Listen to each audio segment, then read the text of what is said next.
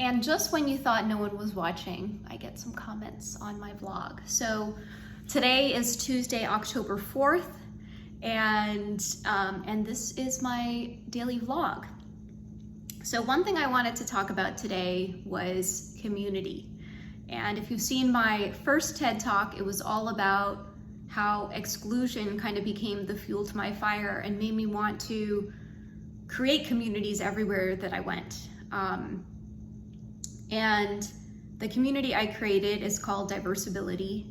We started as a student club back in 2009, received a Reimagine Georgetown grant to host a couple of our launch events, and Diversibility went to live on Georgetown's campus until about 2014, where there wasn't really a leadership transition. So coincidentally, at the end of 2014, I'd already graduated at this time, I started receiving messages from people I had never met before. And I got both an email and a Twitter message from two different people asking, or having come across some of the work that we had done at Diversibility and asking how they might be able to get involved. And I just felt like that felt like a sign. So 2015, we ended up hosting our relaunch event, reincorporating as a business. And today we have a digital ecosystem that is more than 70,000. We have a couple different communities depending on whatever price point you're at.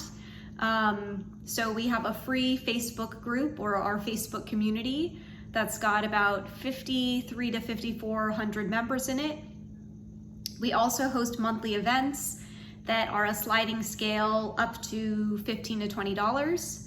And then we also have a paid membership community called the Diversibility Leadership Collective, which is more curated support and community and events that are happening on an almost weekly basis, and free access to our monthly public events as well. And that is a sliding scale up to $50 a month right now. So community is super important, and so I wanted to talk a little bit about community and then share some of the communities that I'm a part of, because Diversibility is the community that I built, but community people also need their communities. So just so we have some shared definitions, a community is a group of people who come together to nurture your own growth and each other's growth. So it's the connection within that community that is needed. Let me read this again. Connection within that community is what we need to feel like we belong. And so there are actually four factors that end up creating this belonging through these connections that happen in the community. So belonging happens when we are, one, seen for who we are and what we contribute; two, able to connect meaningfully one-on-one with others in the community; three, supported on our own unique growth path; and four, proud of the community's value and purpose. So I wanted to share a couple of the communities that I have been a part of, but I'll talk a little bit about, I guess, part of why I created Diversibility in the first place was that I felt so isolated and alone in my disability experience, and I became really curious, and I felt like there's just so much shame around this aspect of my identity. And I started to get really curious if I could meet other people. And then interestingly enough, what ended up happening was that when I started to meet other people, not only did I realize that I wasn't alone, but it gave me like the confidence to realize that we, like Tatiana Figueiredo says, like belonging creates power. So not only did I realize I wasn't alone, but I realized that we had power as a collective. And it was as a function of getting to meet so many people within the community that I started to unlearn a lot of the shame that I felt around my disability. I started to feel really empowered in my disability story and find my voice, and also unlearn a lot of internalized ableism, which is tied to that shame that I was feeling. So I actually made a list of some of the communities that I'm a part of. It's a lot, so I'm just gonna run high level. And one of the things when deciding like what communities to join is, yes, you wanna see if you're able to gain that sense of belonging, which happens through those 4 things. So, seen for who you are, connect meaningfully one-on-one, supported in your growth journey, and proud of the community's value and purpose. So I'm going to share a couple of communities that I'm a part of and kind of what role they play in my life. And you can ebb in and out of communities as well, and that's okay. So I actually, as I was brainstorming the communities that I'm a part of, I kind of had like a last bullet was like past communities that I either like aged out of because there was like an age requirement, or kind of like just faded to black because I started to focus more energy on different communities, or I found other communities could fill some of those spaces. So the first community I'm a part of is called Build a Community Business. And so this is a community started by Tatiana Figueiredo, who just filled with a lot of community leaders who run paid versions of their community. So maybe they have a cohort or a course or a membership community. And that's the place I go to kind of bring some of the issues that are happening within the community I run, Diversibility, and get other insights from other community leaders if they have encountered these or if they have best practices.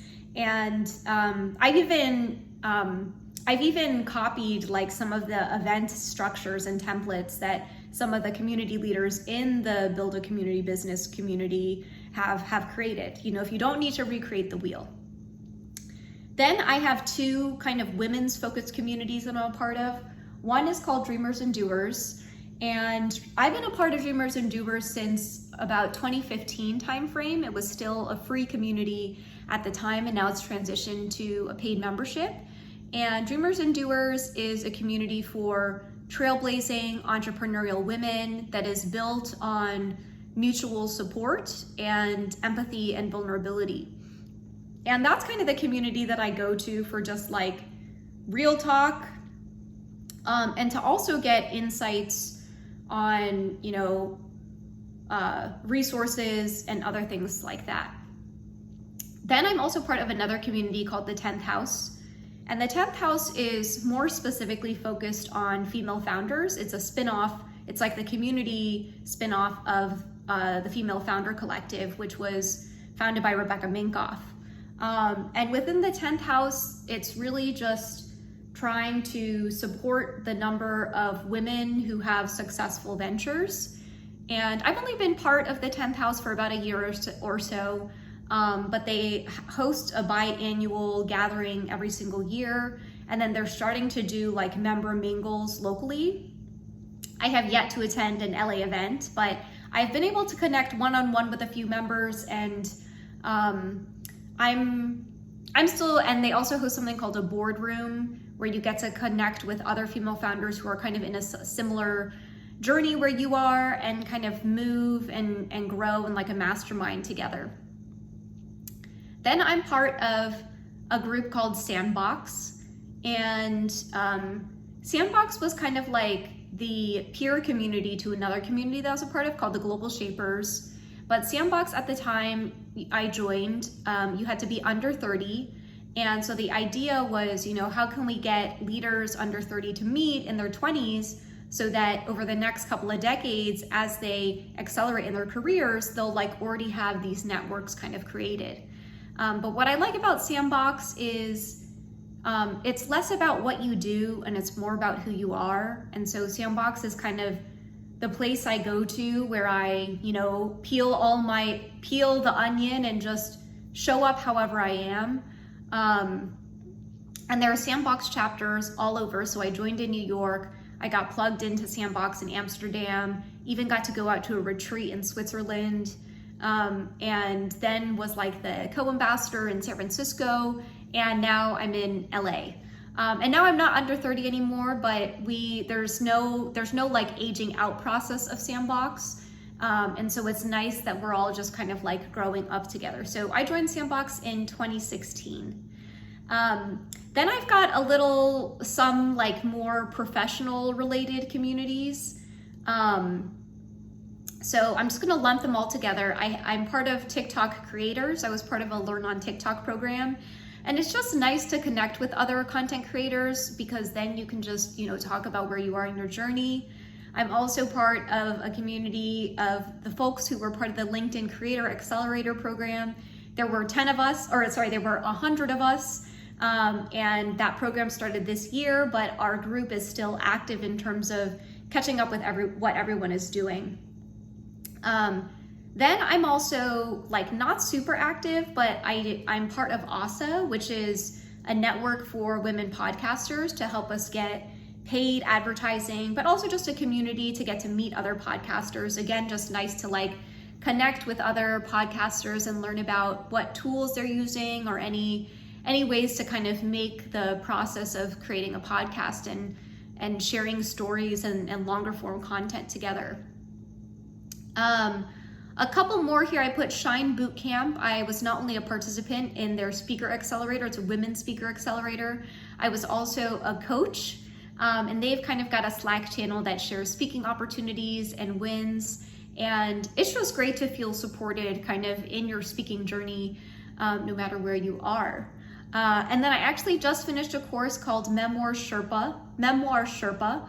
And that is, it was a very small cohort of people who went through this experience together to learn all the ins and outs of writing a memoir. So it was great to just kind of have like an accountability group to write, and I'm curious to see how we end up staying in touch now that the program's over, but there are still like Friday check-ins. Then I have a couple of like affiliations, like places that I work. So I put the Georgetown, which is where I went to school, still connected with the alumni network there and my friends. LSE is where I went to grad school. I worked at Goldman, and I'm still in contact with a lot of people in my analyst class. And then just a couple more. I mean, there's so many. I just put AAPI, like the Asian American Pacific Islander. I'm part of like a couple different networks there. Asian Hustle Network is one where I'm connected with the founders. ACE Next Gen is for Asian entrepreneurs. Gold House is focused on increasing AAPI representation in media and entertainment. I put Clubhouse here. I made a lot of Clubhouse friends about a year ago that I'm still in touch with a lot of them. And now that I've moved to LA, I think like a lot more of them are here, and I've been kind of like running into them. And then during the pandemic, I was actually part of a group called Humans with Anxiety. We aren't meeting as frequently these days, but I'm still connected with a couple of women in the group. We used to meet weekly, and I think that, I wasn't able to meet with my therapist as frequently as I wanted to. And just knowing that I had another place to turn to for emotional support and a place to talk about how my anxiety was impacting me. Then just a couple more that again, I'm not like super active in, but they're kind of like periphery. So one is Summit Impact.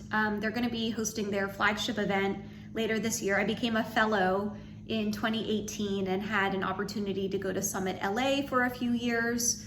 And that's kind of where I just go. Like I would spend the majority of my time at Summit events near the wellness tents. It's just like intentional self-care, which I think for those of us who, serve our communities, we need to have kind of like that balance as well of like not always having to be serving other people, but also getting a chance to receive.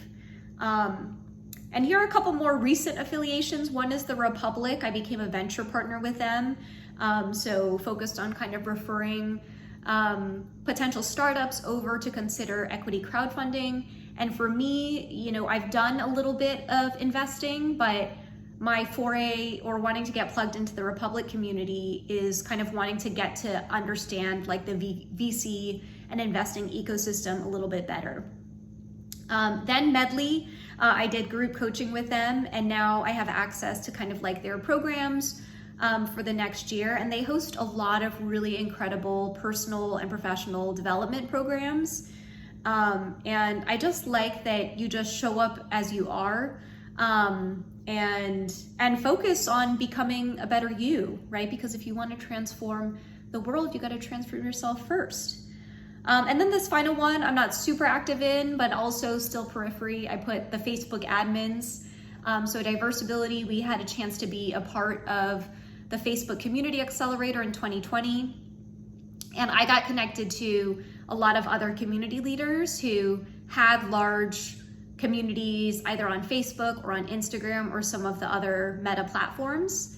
And I'm still loosely in touch with everyone. I guess I'm now realizing that I haven't been as in touch, but I still have, we still have our Facebook group. So it is helpful to be able to connect with other kind of like Facebook group leaders to think about how they're thinking about sustainability, not only from like a community leader standpoint, but also financially.